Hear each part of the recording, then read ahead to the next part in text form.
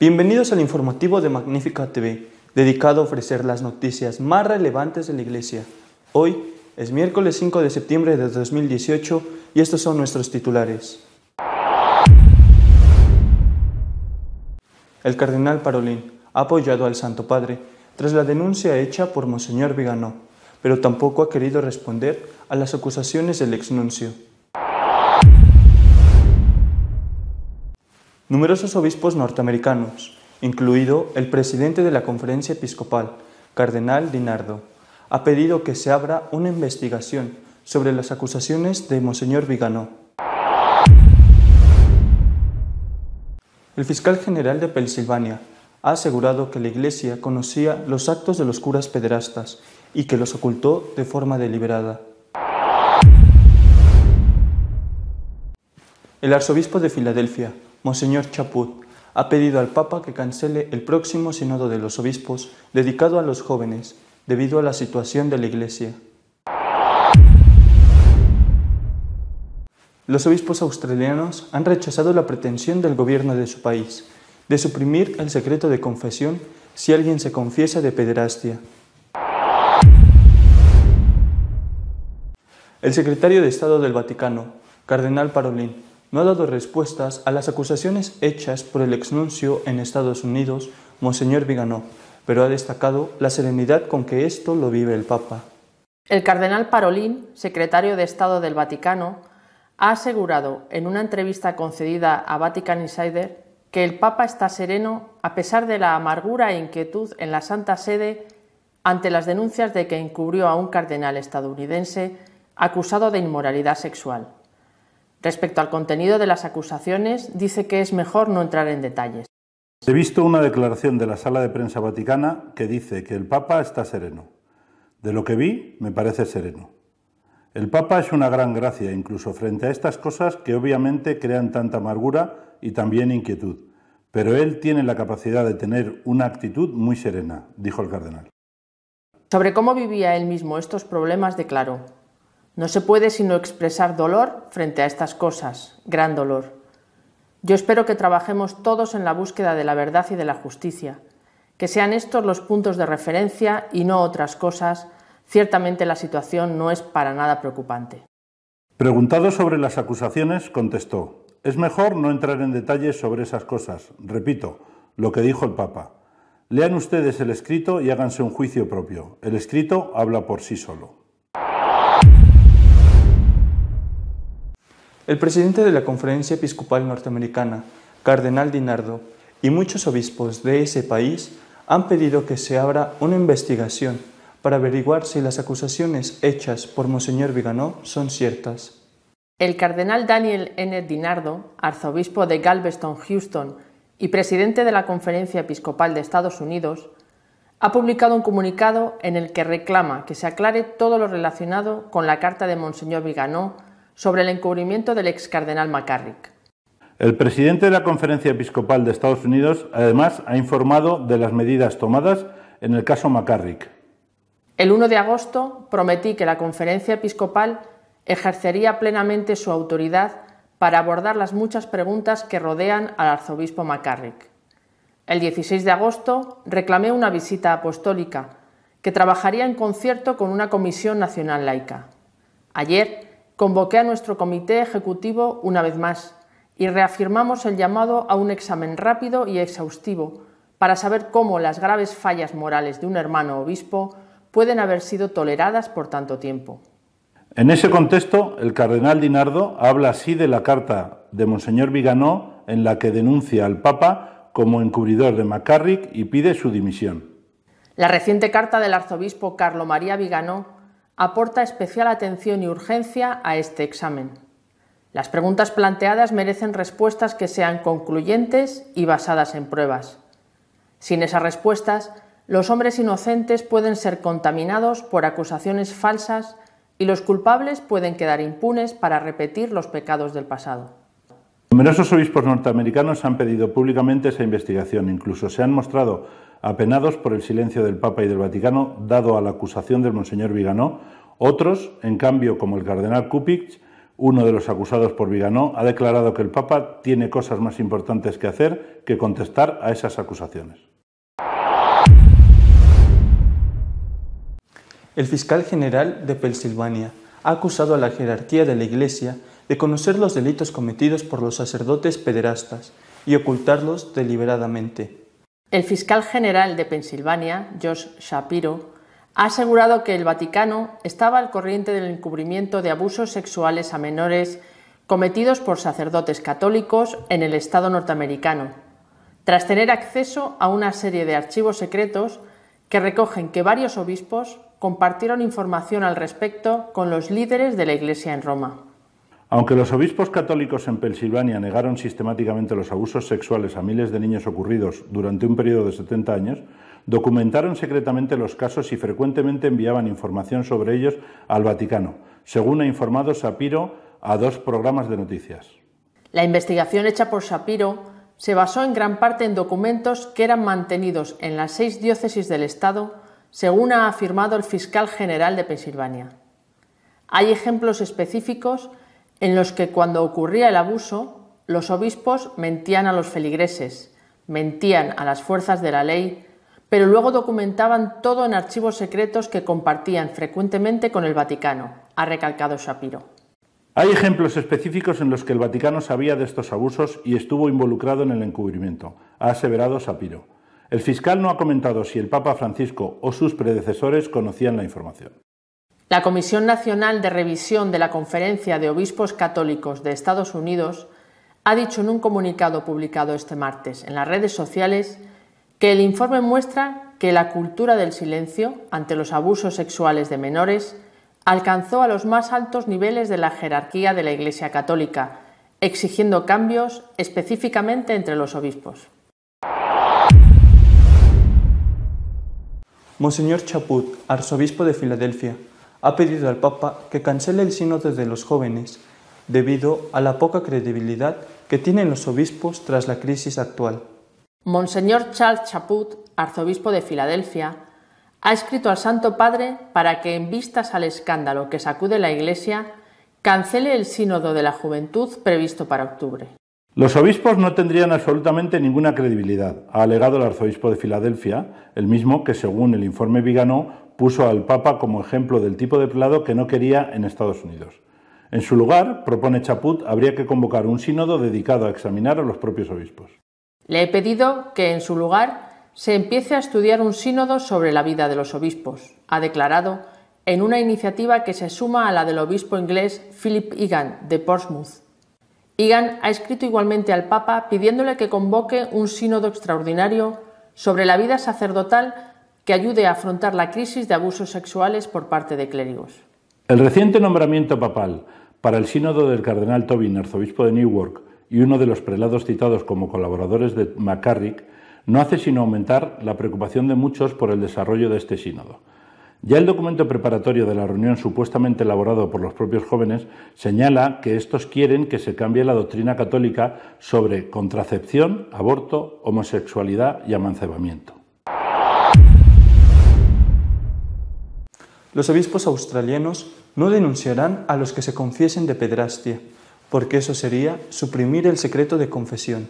La Iglesia Católica en Australia ha rechazado formalmente que los sacerdotes del país puedan ser forzados a quebrantar el secreto de confesión para revelar los abusos sexuales contra menores de los que hayan tenido conocimiento durante la confesión de la víctima o el agresor. La Conferencia Episcopal Australiana se niega a esta instrucción de la comisión que investiga el abuso sexual de menores en instituciones religiosas porque considera que violar el secreto de confesión va contra la fe y la libertad religiosa. La Iglesia considera que el secreto de confesión es precisamente una salvaguarda para los niños y las personas vulnerables. La Conferencia de Obispos Católicos de Australia continúa apoyando el sigilo sacramental. Los niños estarán menos seguros en lugar de más si se requieren informes obligatorios de confesiones, subrayan. El presidente de los obispos, Monseñor Coleridge, ha afirmado que el secreto de confesión es un elemento no negociable de nuestra vida religiosa. No obstante, los obispos han reconocido que no actuaron debidamente ante los abusos sexuales que sufrieron miles de niños en instituciones católicas de todo el país entre 1950 y 2010, tal y como ha revelado la Comisión de Investigación Real, el tipo de órgano de investigación más importante que puede encargar el Gobierno de Australia durante las pesquisas que llevó a cabo desde 2012. La investigación ha revelado que un 7% de los sacerdotes católicos que trabajaron entre 1950 y 2010 en el país fueron acusados de abusos sexuales. La Iglesia Católica, con fuerte presencia en Australia, recibió quejas de 4.500 personas por presuntos abusos a menores cometidos por unos 1.880 miembros de esta institución entre 1980 y 2015, aunque algunos casos se remontan a la década de 1920. Además, 1.100 personas acusaron a miembros de la Iglesia Anglicana de haber abusado sexualmente de menores durante un periodo de 35 años. El 22% de los australianos es católico y el 13% es anglicano, según el Centro Nacional de Estadísticas. Ambas confesiones pierden fieles desde hace décadas. Nuestro editorial de esta semana está dedicado a comentar la denuncia hecha por el exnuncio en Estados Unidos, Monseñor Vigano. La actualidad eclesial de esta semana ha estado marcada por un único asunto: la publicación de una carta larga del exnuncio en Estados Unidos, Monseñor Vigano, en la cual, entre otras cosas, dice que el Papa estaba informado por él mismo de las fechorías del antes ya no cardenal McCarrick, y por ese motivo, por estar informado y no haber hecho nada, pide la dimisión del Santo Padre. El Papa Francisco, en el avión que le devolvía a Roma tras concluir la Jornada Mundial de la Familia, pidió a los periodistas que interpretaran ellos mismos la carta y sacaran sus conclusiones. A día de hoy no ha habido ninguna respuesta del Vaticano a las acusaciones y por lo tanto deduzco que sigue en pie la invitación a reflexionar sobre la carta. Quiero hacerlo, sin embargo, no como periodista, que sería una opción válida para mí, sino como católico que cree en lo que la Iglesia nos enseña, incluido el amor, respeto y obediencia debido al vicario de Cristo. Quiero hacerlo también como guía de tantas personas que en estos días me han escrito desconcertadas, queriendo saber mi opinión al respecto.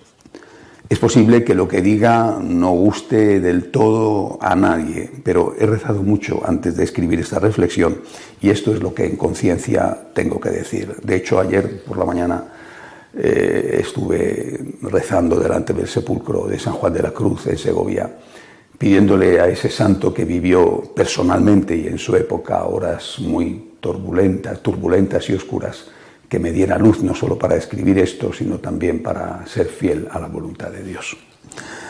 Primero, sobre el hecho en sí de la publicación de la carta.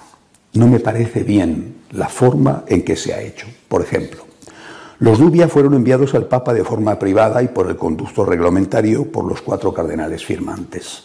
Solo después de que pasado un tiempo de meses no hubiera respuesta, esos cardenales decidieron hacerlos públicos. En este caso no se le ha dado al Papa esa oportunidad. Es posible que se pensara que el silencio iba a ser la única respuesta o que se buscara la oportunidad del momento, la Jornada Mundial de las Familias, o que se pensara que lo sucedido con McCarrick urgía una aclaración rápida, o incluso es posible que Monseñor Vigano decidiera intervenir porque algunos supuestos amigos del Papa, he dicho muchas veces que son sus peores enemigos, algunos supuestos amigos del Papa estaban insultando la memoria de los 2 nuncios anteriores a él, diciendo que no habían informado al Vaticano. Todo esto y quizá otras cosas que ignoro han debido pesar en la conciencia de Monseñor Vigano para incumplir lo que sobre la corrección fraterna nos enseña San Pablo. Pero, vuelvo a repetir, personalmente esto no me ha gustado. Quizá, de haberse hecho de otro modo, hoy el resultado sería distinto. Segundo, sobre el contenido. Todo el debate posterior a la publicación de la carta se ha centrado en la honestidad del denunciante, denigrado hasta el máximo por los defensores del Santo Padre, y sobre la veracidad o no de que él le informó personalmente al Papa Francisco de las fechorías de McCarrick sin que el pontífice hiciera nada al respecto.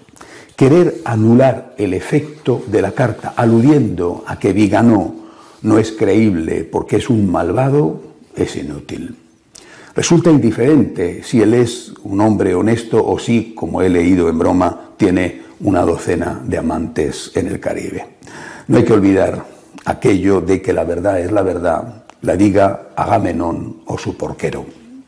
A la vez, focalizar el problema en la cuestión de la denuncia hecha por Viganò al Papa en el año 2013 es ignorar algo que va a la raíz del problema, la trama para nombrar obispos homosexuales o simpatizantes con la homosexualidad, que tendría como objetivo último la aceptación de este comportamiento por parte de la Iglesia. Si las palabras del exnuncio y las acusaciones concretas que hace de algunos cardenales no tuvieran otro apoyo que su palabra, serían realmente risibles. Pero el hecho de que en el propio Congreso sobre la Familia se diera un lugar destacado al jesuita James Martin para hablar de la acogida de los homosexuales en la Iglesia y que en esa conferencia, sin decirlo explícitamente, se abogara por incorporar a los homosexuales que no viven castamente a los ministerios de la Iglesia, por ejemplo, ministro de la Comunión, hace pensar a algunos que hay ciertamente un sector poderoso dentro de la Iglesia que está trabajando para que los actos homosexuales y por lo tanto a la larga el matrimonio homosexual sean considerados al mismo nivel moral que los actos heterosexuales. Tercero, la actitud ante el Papa. Me duele enormemente que en todo este asunto la mayoría haya olvidado que el Santo Padre es una persona de carne y hueso. ¿Es que no merece él, como cualquiera, la presunción de inocencia? Sus enemigos se han tirado a su cuello aprovechando la acusación para zarandearle a ver si cae. Sus amigos se han lanzado en su defensa aportando insultos contra el acusador más que argumentos contra las acusaciones. Pero unos y otros olvidan que es un ser humano y que tiene derecho, como yo y como cualquiera, a que se le trate como alguien inocente hasta que no se demuestre lo contrario. Y por lo tanto, sigue siendo el Papa. Y como tal, le debo amor, respeto y obediencia. Le debo el apoyo de mi oración y estaré a su lado de forma inequívoca, fiel y clara, mientras siga siendo el vicario de Cristo en la tierra. Me he formado como sacerdote bajo San Juan Pablo II y admiro y quiero con todo el corazón a Benedicto XVI. Por eso me he preguntado, ¿cómo estaría actuando yo si hubiera sido uno de los dos el que estuviera siendo acusado ahora de esta manera? Y la respuesta ha sido clara e inmediata. Les estaría defendiendo, no como lo hacen los supuestos amigos del Papa Francisco, desde luego. Y le daría mi confianza hasta que no se demostrara que no la merece. Cuarto, la petición de una investigación. El silencio entre la jerarquía católica en general está siendo estremecedor. Es como si todo el mundo estuviera conteniendo la respiración esperando a ver qué pasa. En cambio, los obispos norteamericanos sí que están hablando, sobre todo porque a ellos les afecta más de lleno el problema. Me ha gustado mucho la intervención del cardenal DiNardo, presidente de la Conferencia Episcopal de Estados Unidos.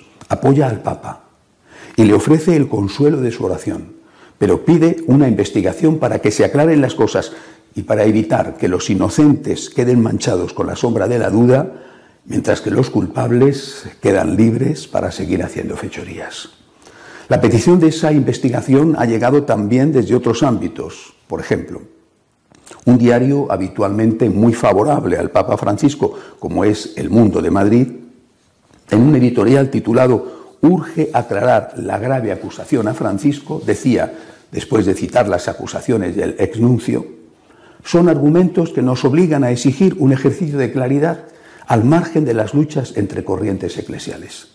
Francisco destaca por su espíritu abierto y reformador. De él cabe esperar transparencia absoluta, necesaria para arrojar luz entre tanta sombra.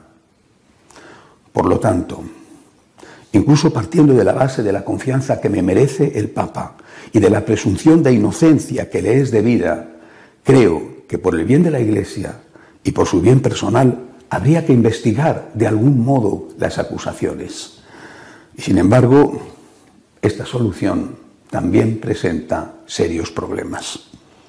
Quinto, ahí es donde vienen los problemas sobre la investigación. ¿Cómo hacer la investigación? Las democracias tienen establecidos en sus constituciones métodos para llevar a juicio, previa denuncia e investigación, a sus más altos dirigentes.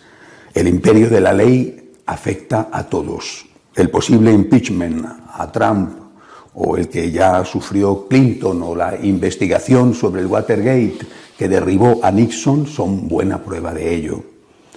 Pero la Iglesia no tiene una legislación semejante. El Papa es el máximo legislador, y aunque eso no suponga que puede hacer lo que quiera, como matar a alguien impunemente, por ejemplo, no existe un tribunal al que él se pueda someter y que pudiera concluir con un veredicto de culpabilidad que generara automáticamente su destitución. Eso nos deja ante dos posibilidades, me parece a mí. La primera, que sea la justicia civil, por ejemplo la norteamericana o incluso el Tribunal de la Haya, la que le juzgue. Es probable que indirectamente ocurra, pues Monseñor Viganó podría ser llamado a testificar ante un tribunal de Estados Unidos y a continuación serían llamados también los que él ha implicado en su denuncia. La posibilidad de que un tribunal civil juzgue a un papa, el papa que sea, me parece estremecedora y abre la puerta a una situación de fragilidad inmensa con respecto a la figura y salvaguarda del sumo pontífice. La otra opción, dado que no hay un tribunal eclesiástico que pueda juzgar al Papa, es que, sin juicio, el Papa dimita aún teniendo la conciencia tranquila de las acusaciones que se le imputan. Estoy totalmente en contra, puesto que bastaría con cualquier acusación hecha por cualquiera para que el Papa de turno tuviera que dimitir. ¿Qué nos queda entonces? Nos queda la confianza en Dios y en la conciencia del vicario de Cristo. Habrá quien acepte lo primero, lo de la confianza en Dios, y no lo segundo, porque no se fíe del pontífice. Yo creo que si el Papa es inocente, no debe hacer nada y debe ofrecer todo este sufrimiento por la Iglesia. Pero si es culpable, él lo sabe. Y si es así, debe saber también que con Dios no se juega. Recuerdo una película titulada El Ecualizador, maravillosamente interpretada por Denzel Washington. Antes de eliminar a los asesinos a los que debe matar para limpiar la sociedad, les da la oportunidad de que se arrepientan. Solo cuando no lo hacen, actúa. En el caso de que los acusados por Monseñor Viganó sean culpables, esta podría haber sido una oportunidad que Dios les da para que discretamente y sin escándalo se vayan y pongan fin a sus fechorías. Y si no lo hacen, vendrán otras acusaciones mayores que les sumirán más y más en la vergüenza y en el descrédito, haciéndose daño a sí mismos y a la Iglesia. Es imposible que no tengan ya fe en Dios y que no crean, por lo tanto, en las actuaciones de la divina providencia. Pero en cualquier caso, la existencia de Dios y su juicio es independiente de la fe que se tenga en Él. Y eso, al menos por si acaso, deberían tenerlo todos, también el acusador, si ha acusado en falso, deberían de tenerlo todos en cuenta. Mientras tanto, presunción de inocencia para el Papa, con todas las consecuencias: amor, respeto y obediencia, oración por él y por la Iglesia, para que este largo Viernes Santo termine cuanto antes y podamos gozar de la luz del Cristo resucitado. Hasta la semana que viene, si Dios quiere.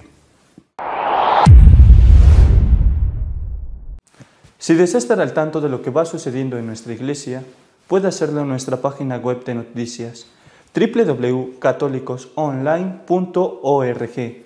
Hasta la semana que viene, si Dios quiere.